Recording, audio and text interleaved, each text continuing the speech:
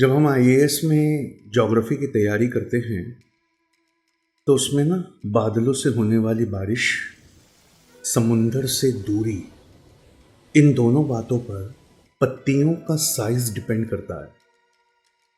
जहां पर बेतहाशा बारिश होती है वहां पत्तियों का साइज बहुत बड़ा होता है और बहुत सारा पानी झाड़ चूसता भी है, अपनी जड़ों में समाता भी है और फिर उस पानी को अपने पत्तियों के जरिए ट्रांस इवेपोरेट करता है, यानी उसे आसमान में वापस दे देता है।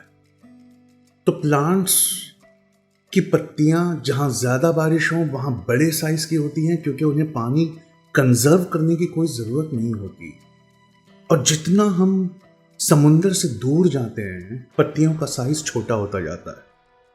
हत्ता कि सहरा और रेगिस्तान में पत्तियों का साइज इतना छोटा हो जाता है कि वो अपने आप को मोड़कर एक कांटे की शक्ल बना लेते हैं, जिसे हम कैक्टस या कैशिया यानी बबूल कहते हैं। और इसीलिए जो खजूर का झाड़ है वो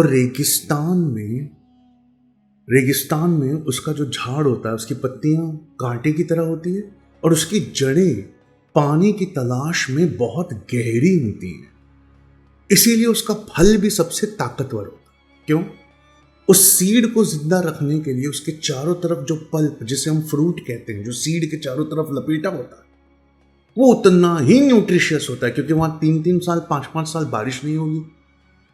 तो सीड को जिंदा कौन रखेगा? अगर एक प्लांट के लिए भी अल्लाह पाक ने इतना डिजाइन किया है।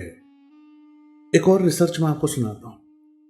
जो ग्रासेस होती है ना, घास, उनको जब ये मवेशी, 4 पाए जानवर खाते हैं तो घास, बाजू वाली घास को बता देती है कि हमें मारा जा रहा है, हमें चरा जा रहा है। तो बाजू वाली घास अपने अंदर एक खास तरह का केमिकल बढ़ा देती है, जिससे ये होता है कि घास और कड़वी हो जाती है।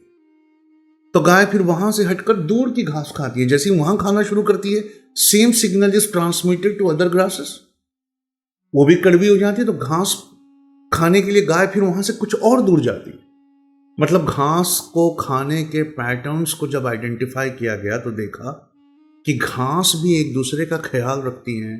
वो अपने मैसेजेस को किसी तरह अल्लाह के हुक्म से ट्रांसमिट करती हैं।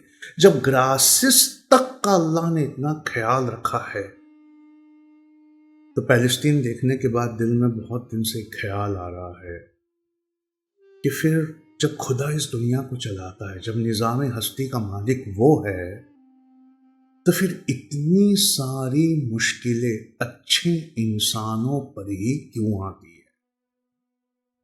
Why do evil befalls upon the good men and what lessons does it contain?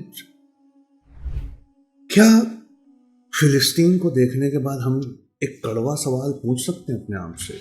और वो कड़वा सवाल ये है कि जब अल्लाह पाक शहंशाह वाहिद व कहार दुनिया के हर निजाम को चलाता है, तो फिर इतनी मुसीबतें अच्छे लोगों पर ही क्यों आती हैं? इतनी मुसीबतें अच्छे लोगों पर ही क्यों आती हैं? मुझे इस सवाल का एक जवाब चाहिए कि अगर अल्लाह हमें सिर्फ सजा ही देना चाहता तो वो हमें पैदा ही क्यों करता? 70 माहों से ज्यादा ममता रखने वाला अगर हमें सिर्फ सजा ही देना चाहता तो वो हमें पैदा ही क्यों करता? अब जैसे ही आप ये सवाल उठाते हैं, कम्युनिटी में बहुत सारे लोग घबरा जाते हैं। इस वीडियो को भी बहुत सारे लोग घबरा कर बंद कर देंगे। क्यों? क्योंकि हमारे पास ना कुछ कन्वीनियंट आंसर्स हैं। जैसे, ये दुनिया एक कैद खाना है, तुम यहाँ कैदी की तरह हो, तुम्हारी जन्नत वहां है, बाकियों की जन्नत यहाँ है, अल्लाह आजमाता है, अल्लाह आजमाता है, यह अज़ाब इलाही है, यह हमारी करनी की वजह से हम पर यह अज़ाब आया है। मैं मानता हूं कि हमारी करनियां बहुत हद तक इस लायक हैं कि हम पर एक बहुत बड़ा अज़ाब आना चाहिए, मानता हूं। और बहुत सारे उन लोगों को भी देखता हूं जिनकी अधेड़ उम्र हो गई और कौम को कोसने के सिवा वो व्हाट्सएप में कुछ नहीं करते।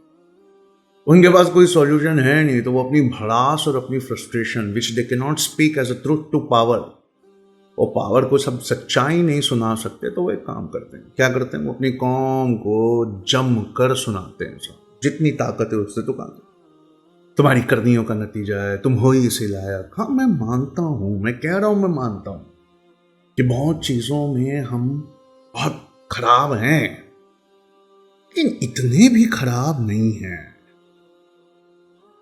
इतने भी खराब नहीं हैं कि हमें सिर्फ सजाएं दी जाएं। इजराइल को भी सजा मिलनी चाहिए, यूएसए को भी सजा मिलनी चाहिए, रशिया, चाइना, हर जगह लोग खराब हैं, तो सिर्फ हम ही क्यों? ये कैसा सवाल है? इसके ना कुछ पॉसिबल जवाब मुझे मिले हैं, बहुत अच्छे वाले, उसी को मैं इस वीडियो में डिस्कस करना चाहता हूं। बहुत अच्छे वाले पॉसिबल जवाब मिले हैं मुझे। अगर अल्लाह हमें सिर्फ सजा ही देना चाहता है तो उसने हमें पैदा ही क्यों किया? देखिए, पहला जवाब यह है कि अल्लाह ने हमें अपने पैगंबरों की पैरवी करके अच्छाई और नेक रास्ते पे चलने के लिए पैदा किया। वो चाहता है कि हम उसके अच्छे, बरगुजीदा, चुनिंदा पैगंबरों की पैरवी करें और नेक सालेह लोगों में और उसके वलियों में शुमार हों। हमारी जीवनी, the biography that we will leave behind shall inspire and guide many. और जिनकी बायोग्राफीज ने बहुत सारे लोगों को गाइड किया है, उसका तज़किरा अल्लाह ने उठाकर, इन बायोग्राफीज का सबसे खूबसूरत हिस्सा अल्लाह ने उठाकर अपनी मुकद्दस किताब में ही लिख दिया है। तो कुरान पाक ना बायोग्राफीज का कलेक्शन है, अल्लाह के समझाए हुए लेसन्स हैं। हिस्ट्री की एक किताब है, लेकिन history with deep wisdom and philosophy है।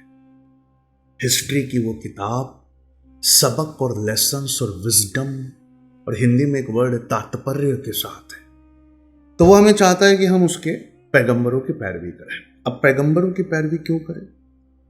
क्योंकि उन्होंने एक रोशन ज़मीर और एक रोशन शानदार जिंदगी अपने पीछे छोड़ी है। अच्छा, क्या पैगंबर पैदाइशी इस मनसब पर थे कि उन्हें इस मनसब को ढूंढना पड़ा? वो इस मनसब पर कब पहुंचे? बेशक मशीयत इलाही के हिसाब से तो वो पैदाइशी पैगंबर थे, लेकिन अल्लाह ने उन्हें आजमाइशों, मुश्किलों और तकलीफों से गुजार कर अल्लाह ने उनकी असली कैरेक्टर को उनके ऊपर रिवील किया।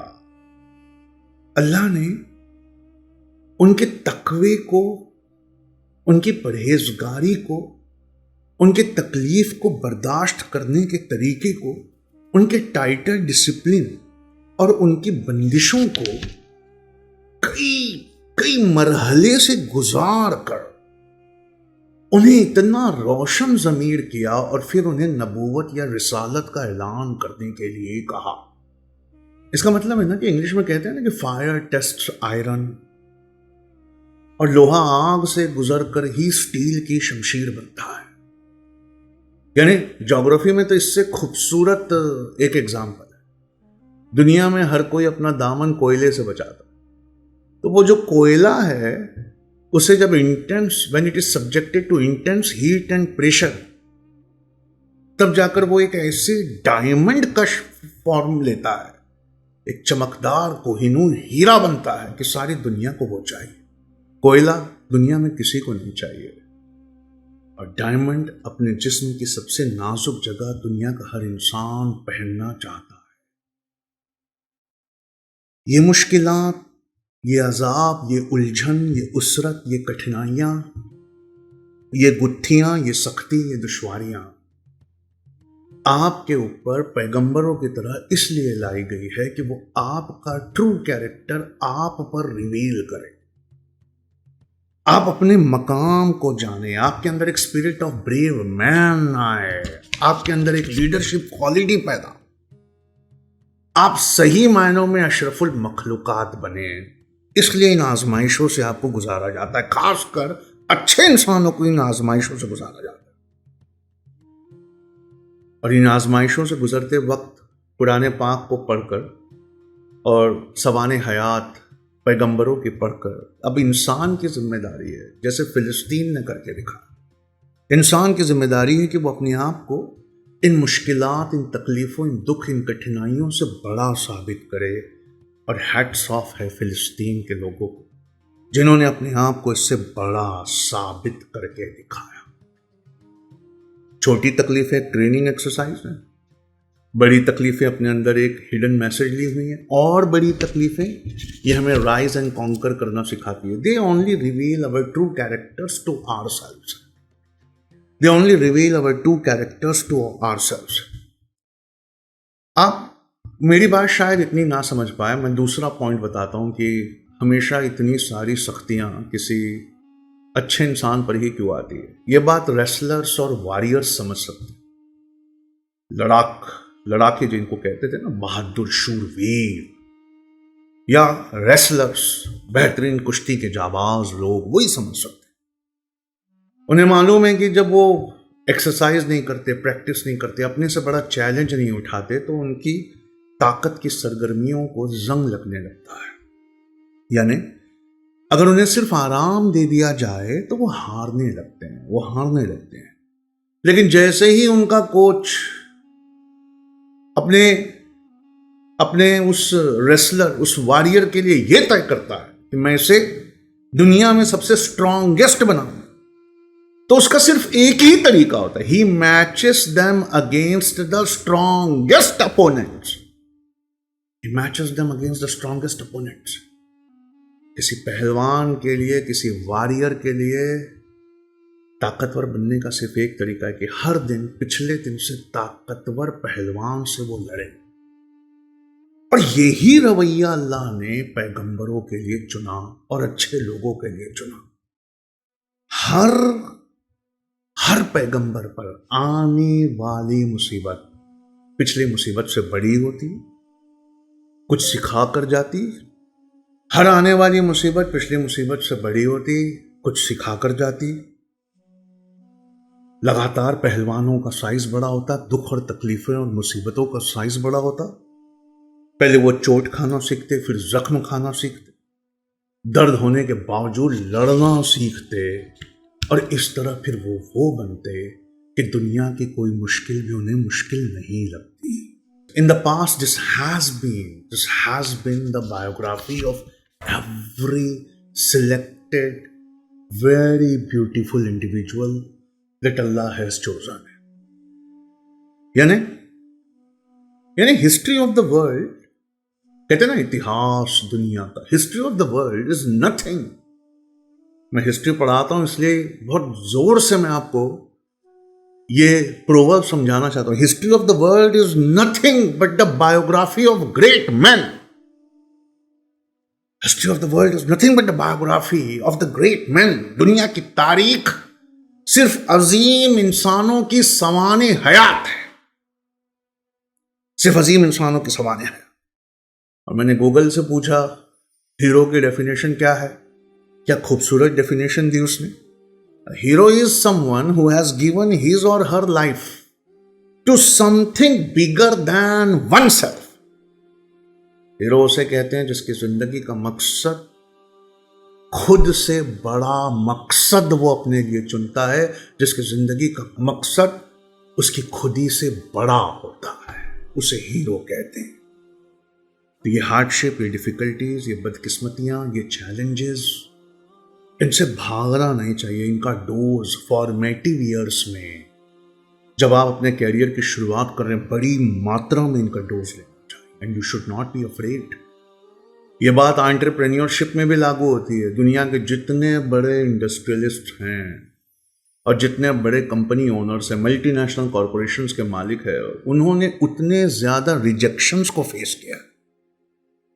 इतिहास में उसी का नाम आया जिसने ये सारी हार्डशिप, सारी डिफिकल्टी, सारी दर्द, सारे बदकिस्मती, सारी कठिनाइयां को जमा किया और अपने कैरेक्टर और पर्सनालिटी के चलते उसे एक खूबसूरत क्लाइमेक्स में तब्दील कर दिया, एक खूबसूरत अंत में बदल दिया। कुछ अच्छा करने वाले ही पन्नों में जगह बना पाए। बाकी सब तो भीड़ में पैदा हुए और भीड़ में मर गए। उनके आने जाने से दुनिया को कोई फर्क नहीं पड़ा। Experience is not what is happening to you. तुम्हारे साथ जो हो रहा है उसे एक्सपीरियंस नहीं कहते। तुम्हारे साथ जो हो रहा है उससे तुमने क्या सीखा, और तुम्हारे साथ जो हो रहा है उसके बाद तुमने क्या किया। What attitude did you brought in yourself, उससे एक्सपीरियंस कहते हैं। और उससे दुनिया को बहुत फर्क पड़ता है।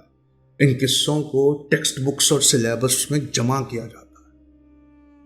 खुद से बड़ा मकसद, खुद ही से बड़ा मकसद, इतना हार्ड, इतना इम्पॉसिबल चैलेंज, और उसका डंका उतना बजा, उसका नाम उतना हुआ जिसके रिसोर्सेस जितने कम थे और डिफिकल्टी जितनी ज्यादा थी। इसको कुरान में एक तरफ इशारा है। हर पढ़ने वाले, हर बिजनेस करने वाले को ये सुनना चाहिए।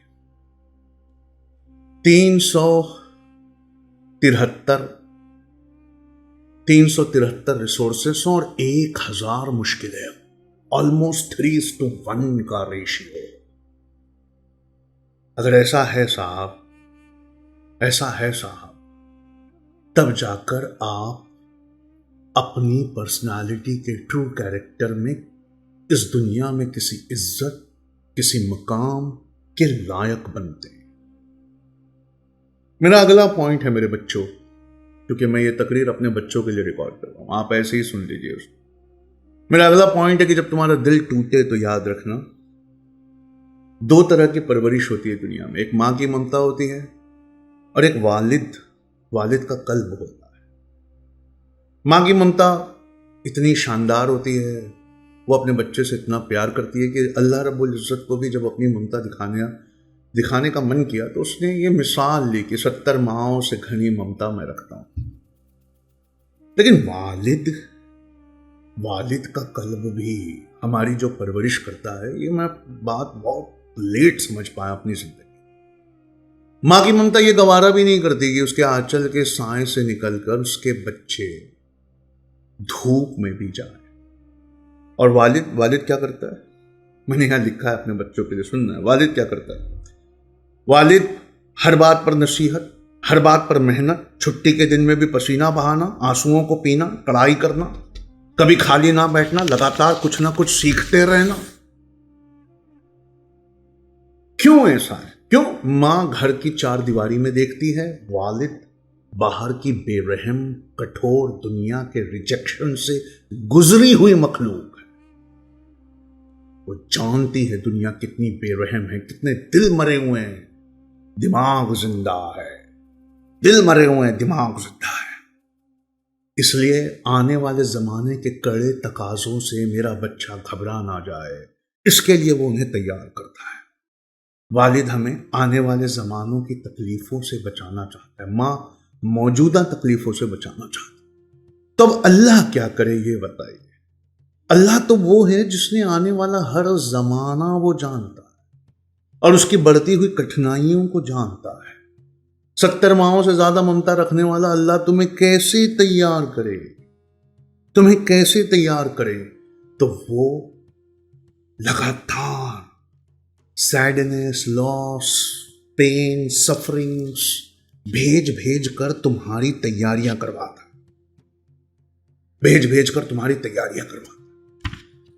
40 साल की इस उम्र में मुझे अपने वालिद की सिखाई हुई बहुत सारी बातें बहुत काम आती है, और बहुत सारी बातों पे मैं आज भी बड़ा ही नमदीदा होता हूं कि मैंने उनकी वो वाली बातें काश मान ली होती तो जिंदगी का कोई और रुख होता। वैसे ही अल्लाह है, वो उन चैलेंजेस से तुम्हें गुजारता है, और जो गुजर गया बस वही है जिसे वो लीडरशिप के लिए चुन लेता है। आपने उन लोगों को भी देखा है जो मेहनत नहीं करते, जो सोए रहते हैं, उनका जिस्म इतना मोटा हो जाता है कि उनका चलना फिरना भी मुश्किल हो जाता है। बीपी और शुगर के वो मरीज होते हैं, कोई काम कर ले तो स्लिप डिस्क, हड्डियां खराब हो जाती। कहते हैं ना कि their own weight causes them to fail, वो अपने ही वजन में दब कर मर जाते। फिलिस्तीन के लोगों, तुम्हारा लाख लाख शुक्रिया। तुमने जहन वालों को एक बहुत अच्छी बात सिखा दी, और वो ये है कि अल्लाह की जितनी पसंदीदा कौम होती है, जितना बड़ा वो पैगंबर होता है, उसे उतनी तकलीफों से गुजरना होता है। इब्राहिम अलैहिस्सलाम को अपने बेटे के गले पे छुरी चलाना होगा, उससे पहले अपने बेटे और अपनी बीवी को बियाबान और सूखे में छोड़ना होगा, उससे पहले उन्हें बुत परस्ती के खिलाफ लड़ाई करनी होगी। जैसे एक वालिद का मन करता है ना कि बार बार लगातार उसका बच्चा मैदान जंग में जीते, वैसे ही अल्लाह का मन करता है कि बार बार बरगुज़ीदा बंदे को वो आजमाइशों में डालकर सारी दुनिया और कायनात को दिखाए कि देखो, देयर इज अ रीजन ये मेरा फेवरेट है। वो कहते हैं ना कि अल्लाह पाक के पास फरिश्ते थे इबादत के लिए। फरिश्तों ने तो सूरह अल बकरा में अल्लाह पाक से सवाल भी किया कि परवरदिगार, तू ऐसे को क्यों पैदा करना चाहता है, जिसे तू खलीफा कह रहा है, तो ऐसे को क्यों पैदा करना चाहता है जो खून रेजियां करेगा। अल्लाह पाक कहता है कि तुम वो नहीं जानते, मैं जो जानता हूं। ये जब इन तकलीफों से गुजरेगा, ये जब इन अजाबों से अपनी पर्सनालिटी और कैरेक्टर को संवारेगा, तब मुझसे पूछना। किसी ने बहुत अच्छा शेर सुनाया था कि बंद करवा दी थी कभी फरिश्तों की ज़बां हमने, बदल डाला है अपना अंदाज़े बयां हमने अपना अंदाज़े बयां बदल डाला है। हम ना बड़े आराम पसंद हो गए, हम इशरत पसंद हो गए, हम दिखावेबाज हो गए हैं। ये फिलिस्तीन की पत्तियां जो भरभरा कर गिर रही हैं ना, ये भी एक जंगल का कानून है। दुनिया में पतझड़ में हर पत्ती जो गिरती है वो अपने ही पेड़ और अपनी ही जमीन को खाद बनकर सींचती है। आज हमारी पत्तियां फिलिस्तीन में भरभरा कर गिर रही, और कोई ऐसा आलिम नहीं है जो इनके सबक, इनकी कुर्बानियों, इनकी शहादतों को हमारे दिलों में उतार सके। इसलिए मजबूरन मुझे अपने बच्चों के लिए इस बात को यहां रिकॉर्ड करवाना पड़ रहा है, क्योंकि वो भी सवाल ढूंढेंगे। क्या पता उनको मैं वो परवरिश ना दे पाऊं जो मेरे माँ बाप ने मुझे दी, तो उनके जवाब में मैं उनकी मदद करना चाहता हूं। मैं उनके जवाब में उनकी मदद करना चाहता हूं। अब मेरा अगला पॉइंट है, तकलीफें, दुख, कठिनाइयां हमेशा हमेशा अच्छे लोगों पे क्यों आती?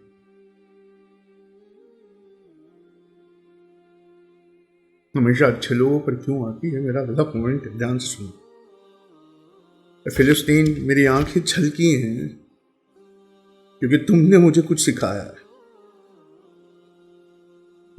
वो हिंदी का एक वर्ड यूज करूंगा, समृद्धि, ऐशो इशरत, आलीशान, शानदार दौलत, कभी ना खत्म होने वाला दौलत का पहाड़ जो आपको मक्कारी से मिला है, विरासत में मिला है, आप डिजर्व नहीं करते थे, आपको मिल गया। दौलत का वो कभी ना खत्म होने वाला सागर जिससे आप ऊंचे ऊंचे महलात बना रहे हैं। मेरी एक तकरीर है, ये नंगे पैर बिदाई, जब नंगे पैर भेड़ चराने वाले बदाई, नंगे पैर भेड़ चराने वाले बदाई जब महलात बनाने में एक दूसरे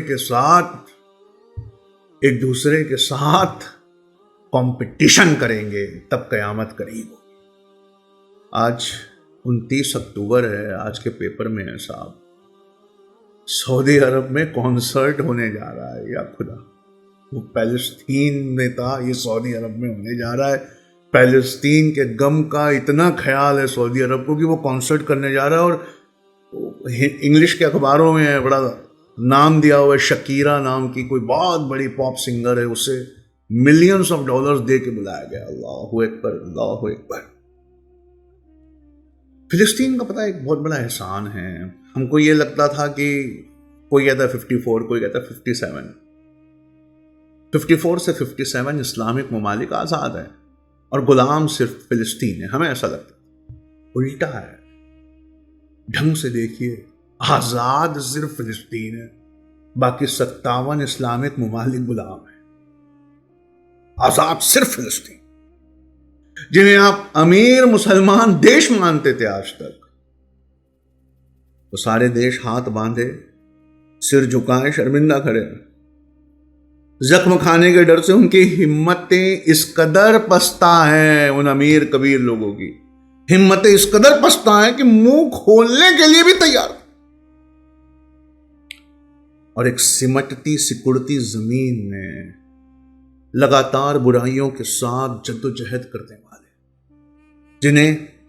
जिन्हें संघर्ष, किसी हिंदी के अखबार में लिखा है, वहां से लेकर आया हूं, बहुत हिंदी के शानदार लेखक ने लिखा है कि जिन्हें लगातार संघर्ष, कठोर कष्ट, तकलीफें और बदकिस्मती मिलकर भी नहीं हरा पा रही है। वो बच्चे और बूढ़े, औरतें और जवान जो खड़े होकर लड़ते हैं और फिर उन्हें गिरा दिया जाए तो घुटनों के बल लड़ते हैं।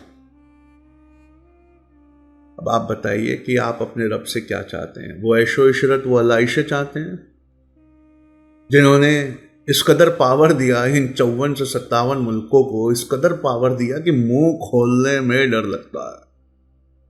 या आप चाहते हैं ये ईमान की दौलत, ये ईमान की दौलत तो जो दरअसल अंदर से अमीर है, एक अमीरी है, दिखने में अमीरी है, जो अंदर से खोखली और बेहद गरीब है।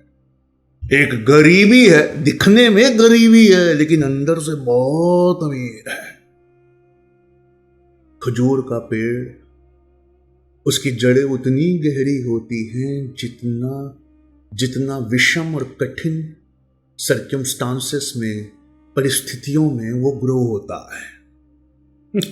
किसी ने बड़ा अच्छा लिखा, आप एक ईमानदार वालिद की तरह बताइए कि अपने बच्चे की किस्मत में वो तेल के कुएं या खजाने लिखना चाहेंगे या ईमान के साथ ये वाला स्ट्रगल लिखना चाहेंगे?